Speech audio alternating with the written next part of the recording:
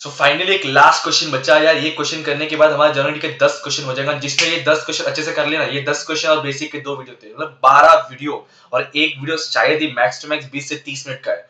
अगर इतना ये 12 वीडियो जिसने कर लिया, इसको जर्नल एंट्री क्लियर, और जर्नल एंट्री क्लियर होगा तो ही लेजर आएगा, इतना समझ लो। तो इसको अच्छे से स्ट्रांगली यार मस्त कर डालो। एक बार ये बन गया ना आपका, तो आगे आने वाले टाइम में भी जनरली कहीं भी कैसे कोई भी क्वेश्चन क्यों ना हो, आप जनरली इजीली बना सकते हो। अच्छा, अब क्वेश्चन 10 करना है। 10 में ध्यान देना कि 9th और 10 लगभग। अच्छा, एक चीज और आपको बताना था। अगर मान लो आप प्लेलिस्ट में ढूंढ नहीं पा रहे हो, यूट्यूब पे ढूंढ नहीं पा रहे हो सारे वीडियो सीरीज वाइज में, तो हमारे ऐप में अवेलेबल है। आप ऐप में जाइए, ऐप का लिंक डिस्क्रिप्शन में अवेलेबल है। ऐप में जाइए, आपके स्टडी मटेरियल टैब में लेफ्ट हैंड साइड में स्टडी मटेरियल में 11th सेक्शन के अंदर वीडियोस में आपको सारे चैप्टर वाइज सारे वीडियो मिल जाएंगे। चैप्टर वाइज पूरा सिलेबस मैं ट्राई कर रहा हूँ आपको प्रोवाइड करने की। बस आप लोगों का सपोर्ट चाहिए, और जितना हो सकता है इतना शेयर करो इस वीडियो को, इस चैनल को अपने फ्रेंड के साथ में। ओके, तो बता रहा था 9th और 10th में कुछ ज्यादा फर्क नहीं है। 10th और 9th का क्वेश्चन पूरा सिमिलर है, बस एक आध एडजस्टमेंट आपके अलग हो सकते, थोड़े वर्किंग नोट इस क्वेश्चन में ज्यादा हो सकते हैं।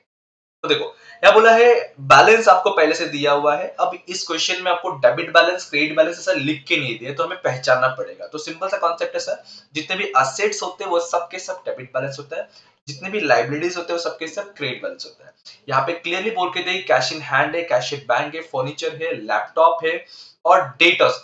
डेटर्स मतलब जिन कस्टमर से, जिन पर्सन से पैसा मिलने वाला उसको बोलते हैं डेटर्स। तो दो डेटर्स है, तो इन सभी को हम क्या करेंगे, डेबिट करेंगे। और ये आपके दो क्रेडिटर्स, मतलब दो लोगों को पे करना बाकी है, तो ये हमारे लाइबिलिटीज हुआ, क्रेडिटर्स। तो ये सारे डेबिटर्स, सर ये डेबिट बैलेंस है, तो इन सबको डेबिट में लिखेंगे।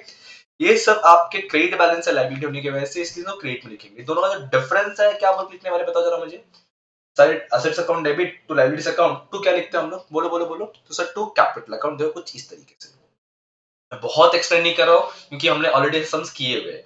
जैसे बता रहा हूँ कि कौन सा कहाँ लिखना है। सारे एसेट डेबिट में आ गए, इन दोनों डेटर्स को प्लस करके लिखना है, नाम लिखने की जरूरत नहीं, सिर्फ डेटर्स लिखना है आपको। सारे लाइब्रेरीज आ गए, लाइब्रेरीज में क्रेडिटर्स ध्यान रखना, नाम नहीं लिखना है, दोनों को प्लस करके लिखना है। फिर उसके बाद आगे बढ़ते हैं हम लोग। इन्होंने क्या बोला है कि परचेज क्या है, बहुत इंपॉर्टेंट है, ध्यान देना, कंफ्यूज कर सकता है।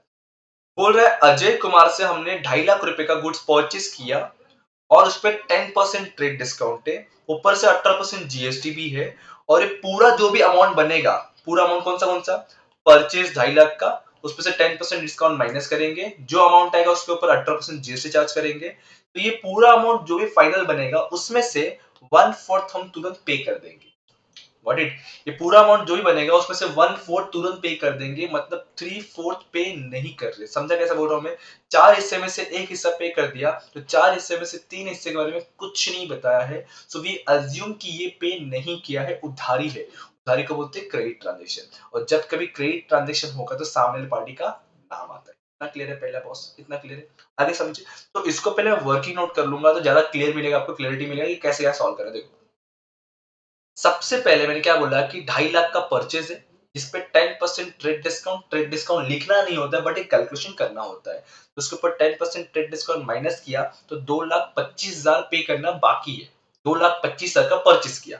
अब उसके ऊपर उन्होंने टोटल 18% जीएसटी बोला था, टोटल 18% जीएसटी बोला है टोटल, तो उसको दो पार्ट डिवाइड करते हैं, 9% में, याद है। सो इस अमाउंट के ऊपर 2,25,000 के ऊपर 9% निकाला, तो ये अमाउंट आ गया। मतलब 2,25,000 तो देना ही है, उसके साथ में मुझे 2 जीएसटी भी देना है। तो कहीं ना कहीं टोटल कितना पे करना है अपने को, 2,65,500 पे करना है। लेकिन क्या पूरा ही पे कर रहे हैं हम लोग, नहीं। हम कितना पे कर रहे हैं, ओनली 1/4 पे कर रहे हैं। जो क्वेश्चन में दिया था 1/4 पे करना अपने को।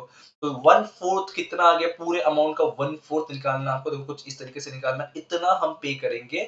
कैश के थ्रू पे कर रहे हैं, इसलिए कैश अकाउंट आएगा। बाकी 3/4 पे नहीं कर रहे हैं, मतलब क्रेडिट ट्रांजेक्शन कर रहा हूं। मैंने कहा कि जब कभी क्रेडिट ट्रांजेक्शन होगा, सामने वाली पार्टी का नाम आता है। सामने वाली पार्टी कौन है, अजय है। अजय से हमने खरीदा, तो Ajay is a giver of the goods, so इसलिए अजय अकाउंट आएगा। कितना आएगा, देखो ये 1/4 है, 4 हिस्से में से एक हिस्सा पे करे, तो 3 हिस्सा पे नहीं कर रहे, तो निकाल दिया हमने। तो इसका एंट्री कैसे बने समझो। परचेस अकाउंट डेबिट होगा, डेफिनेटली अमाउंट ये आएगा, क्योंकि ट्रेड डिस्काउंट लिखना नहीं होता है, माइनस करने के बाद अमाउंट देना। उसके बाद आपके दो जीएसटी ये भी डेबिट हो जाएंगी, कहीं ना कहीं पे करना पड़ रहा है, और जीएसटी हमेशा परचेस और सेल्स के साथ में होता है। अच्छा, डेबिट में आएगा, तो आप लोग मुझे बताओ कि इनपुट आएगा कि आउटपुट आएगा डेबिट में। डेफिनेटली सर डेबिट में इनपुट होता है, क्रेडिट में आउटपुट होता है। सो परचेस अकाउंट डेबिट होगा 2,25,000, इनपुट सीजीएसटी डेबिट होगा, इनपुट एसजीएसटी डेबिट होगा 2, कैश अकाउंट आएगा ये अमाउंट से 2, अजय अकाउंट है ये अमाउंट से लेफ्ट चेक क्रॉस वेरीफाई करते हैं। टेंशन मत लो, एंडिंग में लिखने का टाइम दूंगा, बट फिलहाल समझ के लो करो। सिंपल परचेस किया, 2 जीएसटी आया, पूरे अमाउंट का 1/4 पे कर दिया और 3/4 पे नहीं किया। जो पे नहीं किया उधारी बोल के क्रेडिट ट्रांजेक्शन बोल के सामने वाली का नाम। क्लियर बॉस, आगे बढ़े। ओके, अब बोला है कि हमने इंफोसिस कंपनी का शेयर्स खरीदा है टोटल 50,000 रुपए का, और उसको खरीदने के लिए 500 रुपए का ब्रोकरेज भी, ब्रोकर को भी पे करना पड़ा है। सिंपल सा पहले समझो, इसको कंबाइंड एंट्री कोई करता है, कोई क्रॉस एंट्री करता है, डायरेक्ट एंट्री कोई पास करता है, बट हम लोग प्रॉपर्ली अलग अलग एंट्रीज पास करेंगे। ये बोलना क्या चाह रहा है, हमने किसी कंपनी का 50,000 का शेयर्स खरीदा, फर्स्ट थिंग तो ये। सेकेंडली उसको खरीदने के लिए 500 रुपए खर्चा हुआ। अब दोनों केसेस में पैसा हमारे पास से आ रहा है कि जा रहा है, बोलो। मैंने इन्वेस्टमेंट किया, मैंने खर्चा दिया, दोनों केसेस में पैसा जा रहा है, और पैसा आएगा तो डेबिट, जाएगा तो क्रेडिट। तो इस केस में कैश अकाउंट आपका डेफिनेटली क्या होने वाला है, क्रेडिट होने वाला है। मेरे पास इन्वेस्टमेंट कम्स इन हो रहा है, सो इसलिए इन्वेस्टमेंट अकाउंट आपका 50 से डेबिट होगा, और आपका खर्चा बढ़ रहा है, ब्रोकरेज हो रहा है, सो ब्रोकरेज भी डेबिट होगा। देखो, इन्वेस्टमेंट किया मैंने, डेबिट हुआ, खर्चा हुआ तो खर्चे को डेबिट किया, इन सभी के वजह से मेरे पास से पैसा गोज आउट हो रहा है, इसलिए कैश को हमने credit. Investment real rule follow करता है, debit what comes in. Brokerage nominal follow करता है, debit all expense and losses. और कैश आपको, कैश और बैंक आपका कहीं ना कहीं क्या फॉलो करता है, रियल रूल। और रियल क्या बोलता है, debit what comes in, credit what goes out. तो यहाँ पैसा तो जा रहा है, इसलिए क्या कर दिया अपन ने, डन। आगे बढ़े। अब क्या बोल रहा है कि सोल्ड गुड्स टू राजा, राजा को बेचा, कितना बेचा, 90,000 का, लेकिन 10% ट्रेड डिस्काउंट है। मतलब समझो बात से, 90,000 का सोल्ड किया, लेकिन 10% ट्रेड डिस्काउंट कर देना उसमें से, मतलब 9,000 माइनस हो जाए तो 81,000 का बेचेंगे। अब वो जो पूरा बेचना, पूरा पैसा नहीं मिला रे बाबा, वो पूरे पैसे में से खाली 1/3 मिला, मतलब 2/3 बाकी है अभी भी। तो जैसे ऊपर क्वेश्चन था ना, कुछ वैसे ही है। 1/3 मिला तो 1/3 के लिए कैश और बैंक जो भी रहेगा वो आ जाएगा, और 2/3 नहीं मिला तो उसके लिए क्या आएगा, सामने वाले पार्टी का नाम आएगा। फर्स्ट थिंग ये। अब ये क्या बोला है, 5% कैश डिस्काउंट नहीं बोला है। अब देखो, एक बार बोला 10%, एक बार बोला 5%, ये क्या चीज है सर।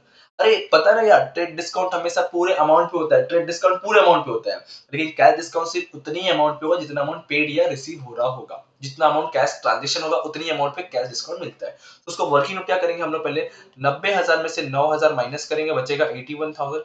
81 में से 1/3 वो पेड कर रहा है, तो 1/3 का जो भी अमाउंट आएगा उसका 5% माइनस करेंगे, इसका 5% माइनस नहीं करेंगे क्रेडिट वाले का। समझाता हूं मैं, ध्यान देना है, ध्यान दो यहाँ पे।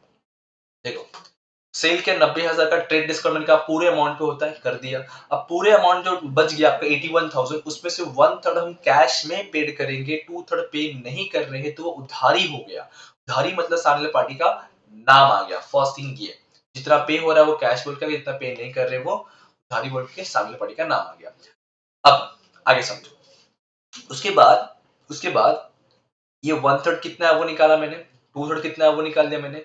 अब जो 1/3 आया है उसी में से मैं कैश डिस्काउंट माइनस करूंगा, क्योंकि मैंने अब भी बताया कि कैश डिस्काउंट सिर्फ कैश ट्रांजेक्शन पे होता है, और ये आपका कैश ट्रांजेक्शन है, ये तो क्रेडिट ट्रांजेक्शन है, तो इस पे कैश डिस्काउंट नहीं होगा, इस पे कैश डिस्काउंट होगा। तो कैश डिस्काउंट इसके ऊपर हमने 5% निकाला तो 1350 आ गया। मतलब फाइनली हमें जो लास्ट टू लास्ट इतना मिल रहा है। मैंने बेचा 81,000 का आफ्टर टीडी, ध्यान रखना आपको, मैंने बेचा इतने का, मुझे मिला इतना, और इतना बाकी है, और इतने का डिस्काउंट दिया हूं। डिस्काउंट दिया हूं मतलब लॉस हुआ है। तो उसको प्रेजेंट कैसे करोगे भी आप लोग, कहीं ना कहीं तो पैसा आया है। फर्स्ट ऑफ ऑल क्या हुआ है, पैसा आया है, तो पैसे को हमने क्या किया, देखो डेबिट किया है।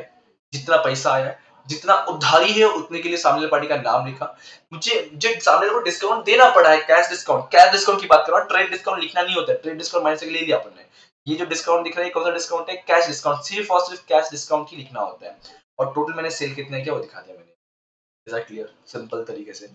अब क्या बोला है, अब बाकी सब नॉर्मल है अभी। Paid house rent, property and office rent, घर का भाड़ा भी भरा, ऑफिस का भाड़ा भी भरा। ऑफिस के भाड़े में कोई दिक्कत नहीं है, लेकिन घर का भाड़ा भरा तो उसके लिए क्या बोलते हैं अपन, क्या बोलते हैं, पर्सनल यूज। पर्सनल क्या बोलते हैं अपन, ड्राइंग्स। तो एंट्री क्या बनेगा, drawings account 9,000, rent account 5,000, to क्या गया, पैसा गया। तो देखो यहाँ पे ड्राइंग, कैश और रेंट सब कुछ आ जाएगा इसके अंदर आपका। अब बोला है कि लैपटॉप खरीदे, जीएसटी मुझे बताने की जरूरत नहीं पड़नी चाहिए, लैपटॉप आ रहा है, साथ में जीएसटी आएगा, तो जीएसटी कौन सा आएगा, इनपुट की आउटपुट। पहले बताओ कि डेबिट में क्रेडिट में आएगा। सर लैपटॉप डेबिट में, जीएसटी भी डेबिट में आएगा, और डेबिट पे जीएसटी मतलब इनपुट आएगा, और सारे प्लस करके बैंक में आएगा, क्योंकि चेक बोला है ना, देखो ठीक है। उसके बाद बोला क्या कि ट्रांसपोर्ट चार्जेस पे किया, ऊपर जो लैपटॉप लाया ना उस लैपटॉप के लिए ट्रांसपोर्ट चार्जेस पे किया है विथ जीएसटी। सेम सेम ये डिक्टो सेम इंटरव्यू है, खाली लैपटॉप के जगह पे क्या आने वाला है आपका ट्रांसपोर्ट चार्जेस आएगा। देखो समथिंग काइंड ऑफ क्लियर है, क्लियर है बॉस। ये बोला है कि कमीशन पेड कर रहे हैं, कमीशन पेड टू राम। अरे राम को करो, शाम को करो, घनश्याम को करो, नहीं फर्क पड़ता, पैसा गया, बात इतनी पड़ती। पहले पता करने कैश ट्रांजेक्शन ही क्रेडिट ट्रांजेक्शन है। तो क्वेश्चन से समझ रहा है पेड वर्ड दिया है मतलब ये कैश ट्रांजेक्शन है। अब राम को पे किया से मतलब नहीं पड़ता, नाम को इग्नोर करेंगे फिलहाल सेंटेंस में इस क्वेश्चन के लिए। इसको इग्नोर किया तो मैं पेड कर रहा हूँ मतलब कमीशन में लिए खर्चा हो तो कमीशन को डेबिट करना हो, पैसा जा रहा है इसलिए कैश क्रेडिट कर। रिपीट करके क्या बोला मैंने, commission account debit to cash account. क्या commission account debit to cash account. अब क्या बोल रहा है paid telephone, same same same same डिक्टो सेम, जहां कमीशन था वहां पे क्या आएगा टेलीफोन और अमाउंट आपका चेंज रहेगा। कुछ नया नहीं है, देखो लास्ट क्वेश्चन से कुछ नया नहीं, तो जितना कुछ नया है वो मैं बता रहा हूँ। हाँ ये आपका अलग है थोड़ा सा। Transfer from private bank account to from property to business account. क्या बोल रहा है पर्सनल अकाउंट से बिजनेस अकाउंट में पैसा ट्रांसफर कर रहा है, मतलब मैं पर्सनल पैसा बिजनेस में इन्वेस्ट कर रहा हूँ, तो क्या बोलते हैं उसका अपन कैपिटल बोलते हैं। क्या बोलते हैं कैपिटल बोलते हैं। इन शॉर्ट सिंपल सा हमने बैंक अमाउंट से बिजनेस का कैपिटल इन्वेस्टमेंट किया। तो कैपिटल बताओ डेबिट होता है क्रेडिट होता है, बोलो सर। कैपिटल ऑलवेज क्या होता है क्रेडिट होता है, और मेरे पास क्या आ रहा है बैंक बैलेंस आ रहा है, बैंक बैलेंस बैंक बैलेंस। तो एंट्री क्या बन जाएगा bank account debit to capital account. ठीक है डायरेक्शन लिख सकते हो ना, या कॉपी पेस्ट कर सकते हो ना।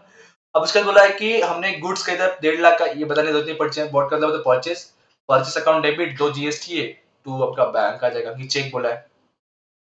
ठीक है फिर उसके बाद लास्ट में एक्सचेंज आपका नया है। क्या बोल रहा है एक्सचेंज आवर फर्नीचर मतलब हमारे पास एक फर्नीचर था वो हमने दे करके एक मोटर कार ले लिया, और ये दोनों का सेम वैल्यू बोला है, मतलब वो मोटर कार का वैल्यू भी 30,000 था, उस फर्नीचर वैल्यू भी 30,000 था, इसलिए ये काम हो पाया। मतलब मैंने कहा आवर फर्नीचर, ये फर्नीचर लेके जा मोटर कार दे। क्या बोला फर्नीचर लेके जा मोटर कार दे।